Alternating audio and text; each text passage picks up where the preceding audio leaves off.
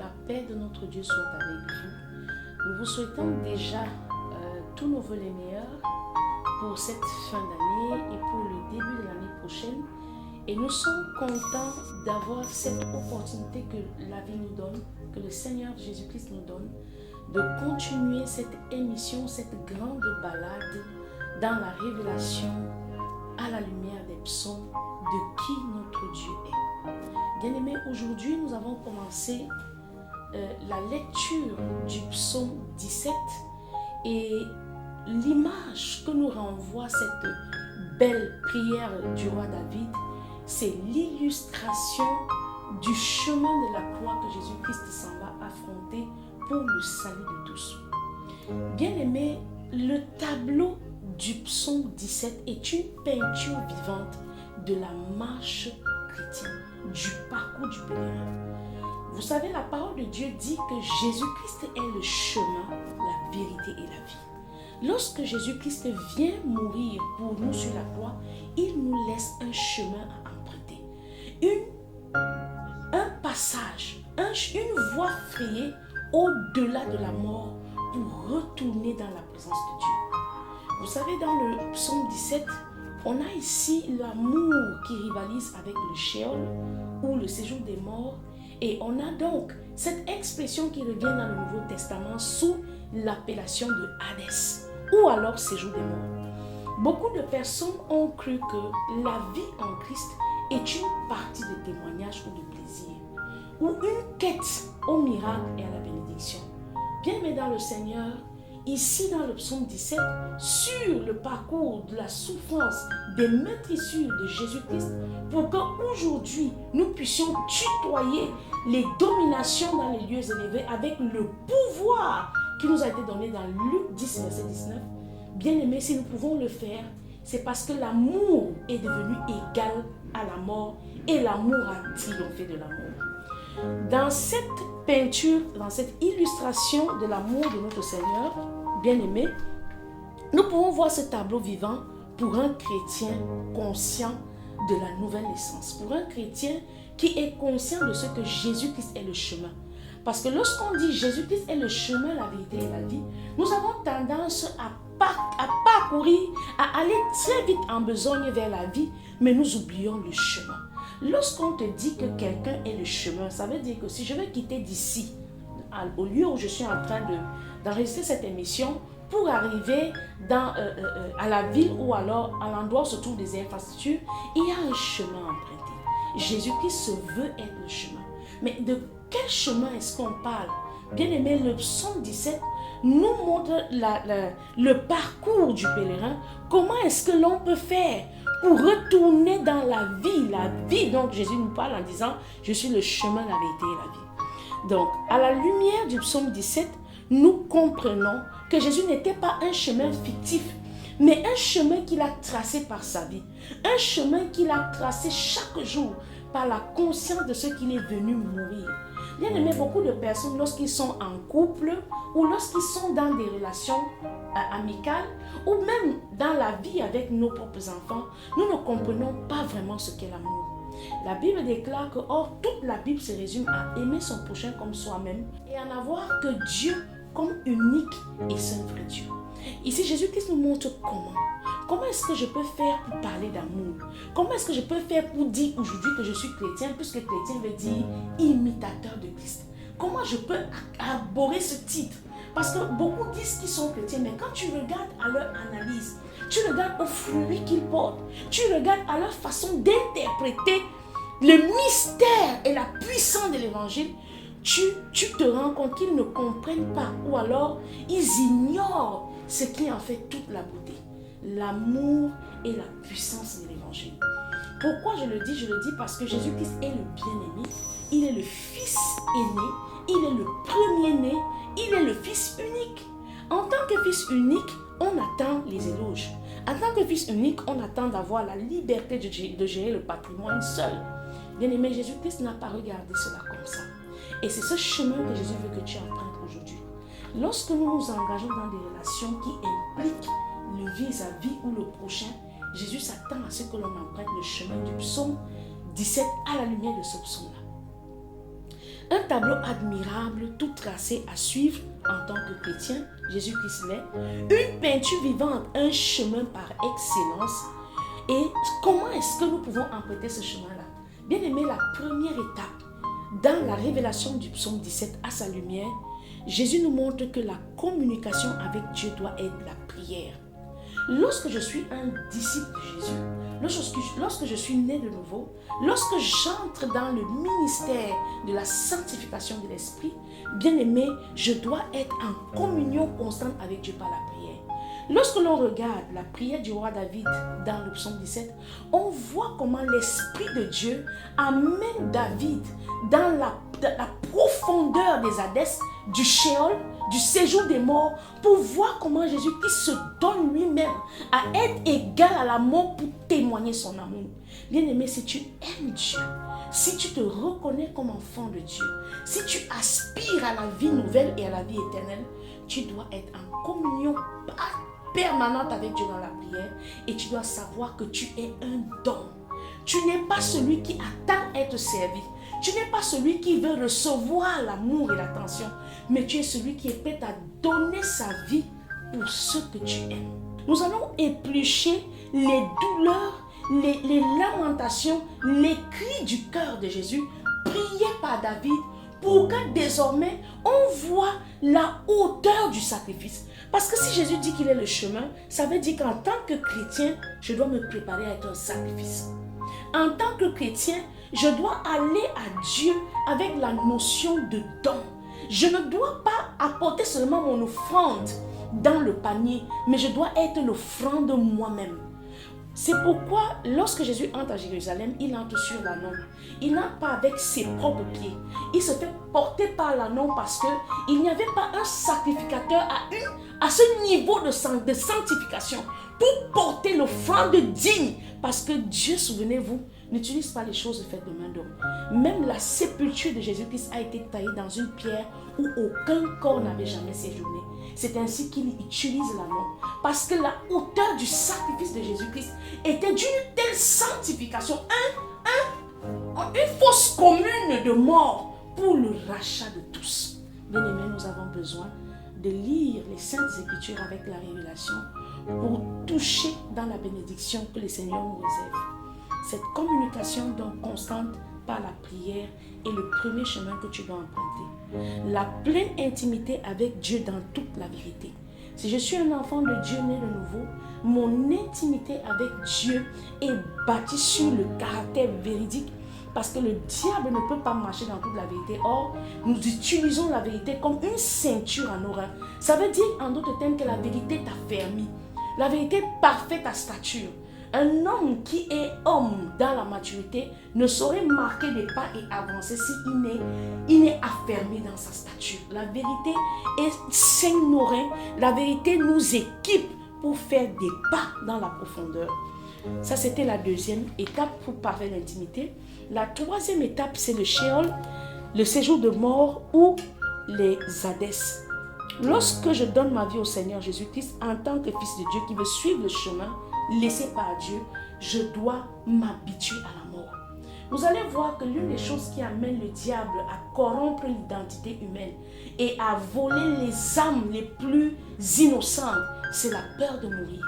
Tu dois savoir que Jésus-Christ est mort. Tu n'es plus un étranger dans le séjour de mort, mais tu as reçu la victoire par Christ sur ce séjour de mort. Lorsque tu es encore à vouloir sauver ta vie, lorsque tu as peur de mourir de faim, lorsque tu as peur de mourir dans sorcellement ou de mourir de suite de pauvreté, bien aimé, tu seras prête à attraper les propositions de Satan. Tu vas laisser ta destinée de côté pour aller prendre une satisfaction temporaire. C'est la raison pour laquelle vous allez voir des jeunes filles dans la rue, des enfants qui n'ont pas encore atteint leur maturité. Pourquoi? Parce qu'ils ont peur de mourir de pauvreté, mourir de faim. Nous avons assisté sur les réseaux sociaux à un spectacle qui a laissé certainement toutes les mamans comme moi sans voix. Une petite fille qui se dénude sur des réseaux que nous ne voulons pas citer. Pourquoi? Elle dit qu'elle est à la recherche du buzz, elle est à la recherche de la reconnaissance. La peur va t'amener à brader ta destinée. en oubliant que Jésus-Christ est passé par là pour que la mort, le séjour de mort ne soit plus pour toi un mystère. Bien-aimés, nous avons besoin de comprendre ce que dit les Saintes Écritures. La révélation de la parole de Dieu est la vie pour celui qui la trouve. La troisième des choses que tu dois connaître lorsque tu veux marcher à la lumière de Jésus, tu dois être au courant de la fidélité de Dieu. Tu dois être conscient que même quand tout semble fermé, Dieu ouvre des chemins à travers la mort de son bien-aimé. Dieu a la capacité, par le nom de Jésus, d'ouvrir des chemins dans ta vie, des chemins là où tu as l'impression que tu es arrivé au bout de toutes tes solutions. Dieu a pourvu des chemins dans le désert. Il a pourvu des voies tracées dans ton cœur qui peuvent amener à un nouveau témoignage. Lorsque tu as la conscience de ces choses, bien-aimées, tu es en train de marcher sur le chemin que Jésus-Christ a tracé. La quatrième des choses que tu dois savoir, c'est la sécurité et la confiance en Dieu. Dieu est digne de confiance. Dieu est digne de confiance, mon frère et ma soeur.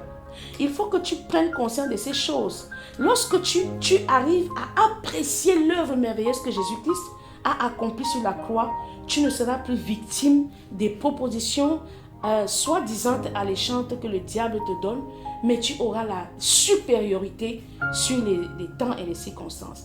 Nous allons lire dans le livre de 2 Timothée 2, verset 22. Bien-aimé, dans le livre de 2 Timothée 2, verset 22, il est écrit « Fuis les passions de la jeunesse et recherche la justice, la foi, la charité, la paix avec ceux qui invoquent le Seigneur d'un cœur pur. » Voilà donc comment quelqu'un qui sait qu'il ne doit plus se livrer aux passions de sa chair. La confession d'un tel homme sera l'expression du chrétien qu'il est. On n'est pas chrétien de nom, on est chrétien parce que nous imitons les voies de Jésus. Vous voyez, à un moment de la vie de Jésus-Christ, il a eu l'âge que tu as aujourd'hui. À un moment de la vie de Jésus-Christ, il a affronté les difficultés que tu affrontes aujourd'hui. Mais qu'est-ce qu'il a fait? Il a fui les passions. Puisque la Bible nous déclare qu'il est juste et qu'il n'a point été trouvé en lui un péché. Pourquoi? Il s'est soustrait des passions de la jeunesse. Il a recherché la justice, la foi, l'amour, la paix avec ceux qui invoquent le Seigneur. Nous devons connaître quel est le parcours de Jésus-Christ pour avoir la conviction, parce que l'Esprit de Dieu atteste en nous que nous sommes de véritables chrétiens. Ce n'est pas un jeu de hasard, ce n'est pas une émotion passagère. Quand on prêche la parole, tu le sens que tu as des frissons.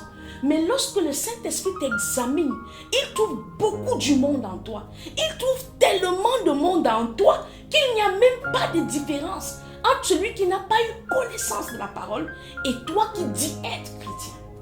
Bien-aimés, nous sommes interpellés dans le psaume 17 à nous laisser transformer, à laisser que nos vies empruntent le chemin du sacrifice. Parce que la vie en Christ, c'est un sacrifice. On nous dit, viens à Jésus, tu seras sauvé. Viens à Jésus, tu seras guéri. Viens à Jésus, tu auras un mari. Viens à Jésus, tu auras des enfants. Bien-aimés, ça c'est toute chose. Mais avant ces toutes choses-là, que dit la parole, nous devons chercher premièrement le royaume des cieux et sa justice. Et comment est-ce qu'on cherche le royaume? Quelqu'un peut me dire aujourd'hui, mais comment est-ce que je fais? Je sais que pour aller à Venise, je prends l'avion, j'arrive à Venise.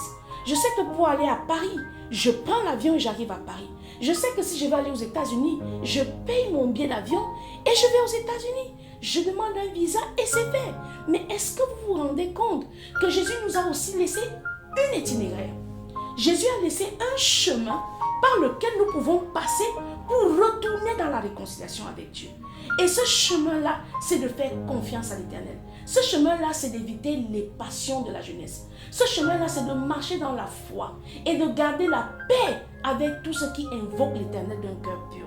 Bien-aimé, c'est le chemin par excellence de la vie. Parce que la mort devient égale à l'amour à cause du don de soi. Lorsque j'aime, je dois être prêt à m'offrir. Lorsque j'aime, je ne dois pas attendre un retour. Lorsque j'aime, je dois passer par le chemin de mon Sauveur, à l'image ou à la lumière du psaume 17. Nous voyons donc ici un roi qui, dans une conscience de venir pour mourir, ne s'est pas retracté. Dans cette scène de grandeur et d'offrande de soi-même, là où il n'y a plus de chemin, Jésus-Christ est devenu le chemin pour nous dans le séjour de mort. Il est devenu ce chemin-là dans le Sheol. Il est devenu ce chemin-là dans les Hadès pour qu'aujourd'hui je puisse passer de l'état de mort, que je suis mort dans le péché, pour retourner à la vie et à la réconciliation avec mon Dieu. La Bible déclare qu'il a été juste, mais il a été placé hors de la maison. Il a été confronté au monde et à son hostilité, bien qu'étant juste. La Bible déclare qu'il a imploré le secours et la délivrance malgré la droiture et l'intégrité de son cœur. Voilà le chemin par lequel nous devons passer. La prière de David que nous allons lire nous l'explique pour que désormais nous sachions comment retourner dans l'intimité avec Dieu pour l'année nouvelle. Éternel, écoute, sois attentif à mes cris, prête l'oreille à ma prière, faite avec des lèvres sans tromperie. Que ma justice paraisse devant ta face, que tes yeux contemplent mon intégrité. Jésus-Christ savait, il savait qu'il n'avait rien à se reprocher. Il savait qu'il était dans le plan parfait, le timing parfait. Mais ce qu'il demandait à Dieu, c'est que sa fidélité ne l'abandonne pas. Il savait qu'il devait se donner lui-même. Tu es une femme aujourd'hui et tu vis des violences conjugales. Et les gens qui t'entourent te donnent des conseils d'abandonner parce que j'ai entendu quelqu'un dire l'alliance de la vie est supérieure à l'alliance du mariage. C'est une abomination et un blasphème. Parce que le mariage est le lieu par excellence où la vie est habilitée de jaillir. Souvenons-nous que lorsque Jésus reviendra, il viendra chercher une épouse. Jésus-Christ vient chercher l'épouse. Et la Bible déclare que cette épouse-là, les portes du séjour des morts ne prévalent point contre elle. Bien aimé, lorsque je suis l'épouse, je produis la vie. L'alliance de la vie n'est pas supérieure à l'alliance du mariage, mais c'est le mariage dans la volonté de Dieu qui produit la vie. Nous avons besoin d'être réconciliés avec Dieu dans la vérité de la parole pour que nos vies commencent à être une évangile vivante, que les gens qui nous entourent vont lire par les fruits que nous produisons. Cette sécurité, cette confiance en Dieu là sont notre atout majeur et ce qui nous amène à croire aujourd'hui que nous sommes de véritables chrétiens.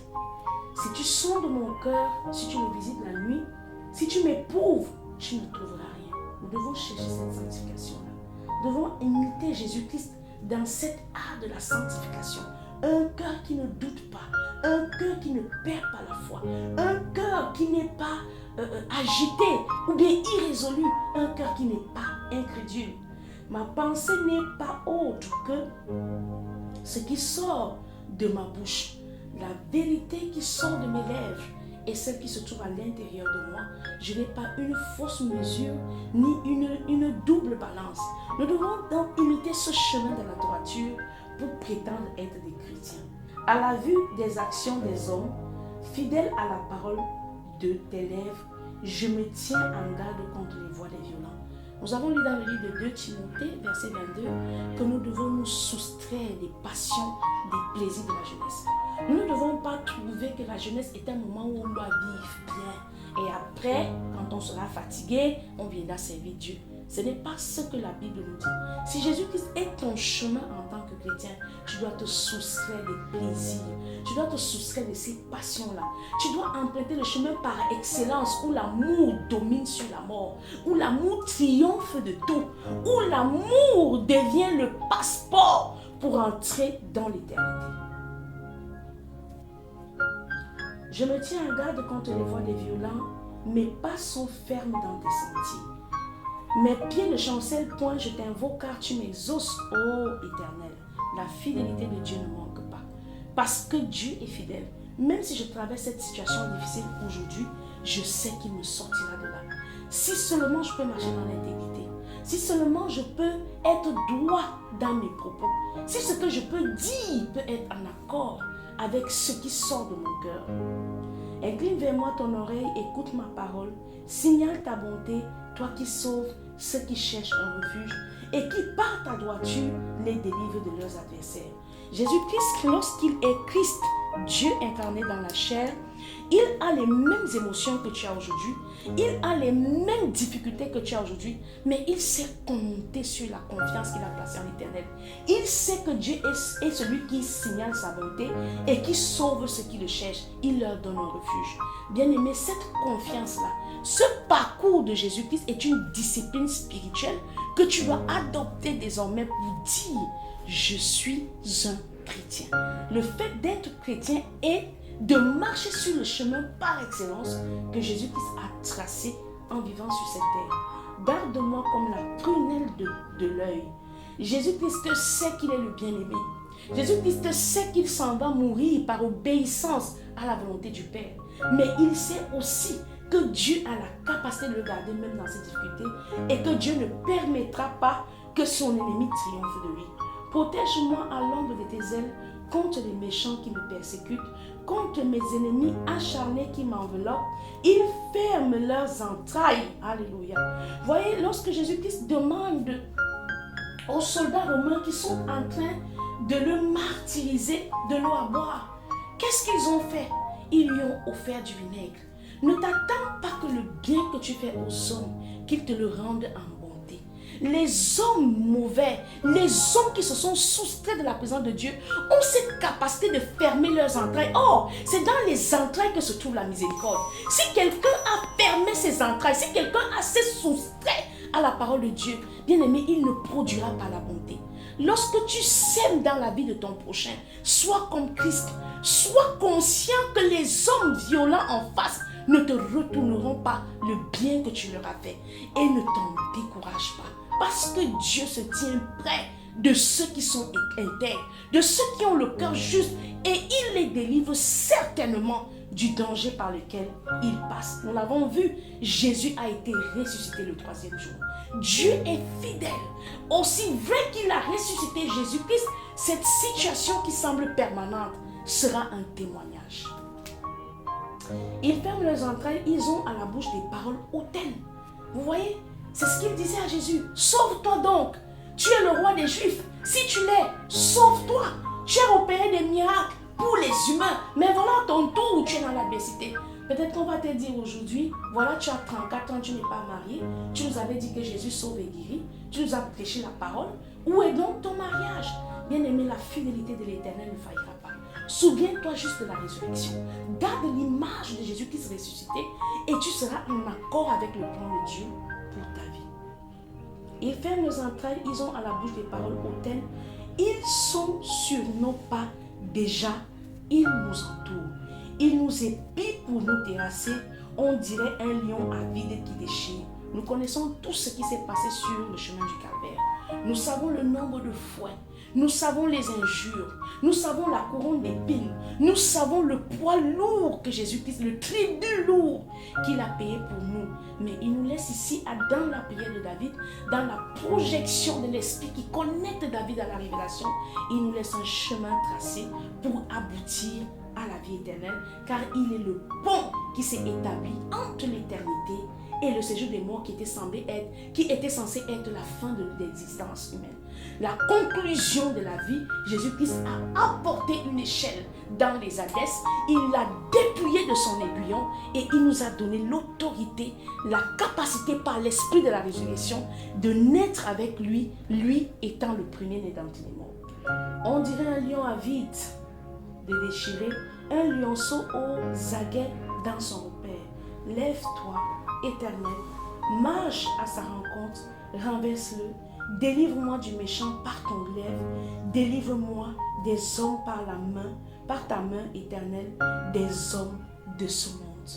Bien-aimé, c'est Jésus-Christ, lui qui est le bois vert, a vécu un tel supplice. Si David, par sa prière, peut nous représenter les entrailles de la douleur, les profondeurs des cris de l'agneau, bien-aimé, nous devons comprendre que ce monde méchant, ce monde qui rejette la vérité, ce monde qui nous épie comme un lion aux aguets pour dévorer, ne nous acclamera pas. Et même quand il commence à t'acclamer, il reste et demeure un ennemi. Car la Bible déclare que le monde est inimitié à Dieu. Lève-toi, Éternel, marche à sa rencontre, renverse-le. Délivre-moi du méchant par ton glaive. Délivre-moi des hommes par ta main, Éternel, des hommes de ce monde. Leur part est dans la vie. Vous voyez, c'est des hommes qui se rassasient de la vanité. C'est des hommes qui trouvent qu'avoir beaucoup de maisons, c'est cela être heureux. C'est des hommes qui pensent que le fait d'avoir eu des enfants sur la terre, c'est satisfaisant pour être comblé. Bien aimé, il y a plus que la vie actuelle. Il y a plus que ce siècle présent.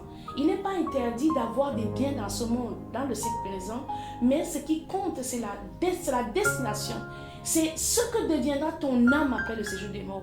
Et voilà le chemin que Dieu nous laisse à la lumière du psaume 17 pour désormais participer à la résurrection. Et tu remplis leur ventre de tes biens. Leurs enfants sont rassasiés et ils laissent leur superflu à leurs petits-enfants. Pour moi, dans mon innocence, je verrai ta face. Jésus-Christ sait que malgré la pression de Hérode, malgré la pression de Pilate, malgré la pression des souverains sacrificateurs des pharisiens, malgré l'humiliation des scribes et des soldats romains, qui après lui certainement ont laissé des terres en héritage à leurs enfants, mais Jésus-Christ sait qu'il verra la face de son Dieu. Dès le réveil, je me rassasierai de ton image. Le réveil ici parle de la résurrection. Le réveil ici parle de la joie à la fin. Bien-aimés, nous sommes en mission pour montrer aux esprits méchants des dominations dans les lieux célestes qu'on est capable de vivre dans la parfaite sanctification sur la terre à l'image de notre Seigneur Jésus-Christ. Lorsque je peux regarder Dieu comme Jésus, comme ce chemin par excellence, je saurai que celui qui m'a précédé a triomphé, alors je combats déjà avec la victoire. Je n'entre plus dans la vie chrétienne avec l'attente que l'on me serve ou que les miracles soient la jauge de mon épanouissement, mais je sais que je viens d'accepter de faire le don de moi-même comme le Seigneur et en mon réveil, je verrai sa face. David, lorsqu'il fait cette prière, David sait que le Seigneur ne le permettra pas de voir la corruption. Il se projette dans cette fosse commune où Jésus-Christ se donne à la mort pour nous tous et il sait qu'il participera à cette résurrection-là comme le sceau de l'alliance. Parce que Jésus-Christ est venu pour établir le pont, mais le sceau des ressuscités, c'est l'esprit de la résurrection, c'est le Saint-Esprit. Et donc, nous pouvons dire ici avec fierté d'être ses serviteurs, ses disciples de Jésus-Christ. Nous pouvons inviter quelqu'un à ne plus être revanchard, à ne plus être à discuter la reconnaissance, mais à se dire, si Jésus-Christ l'a fait, je le ferai. Et la Bible le dit, je puis tout par Christ qui me fortifie. C'était votre émission à la lumière des psaumes. Rendez-vous pour un prochain numéro. Que Dieu vous bénisse.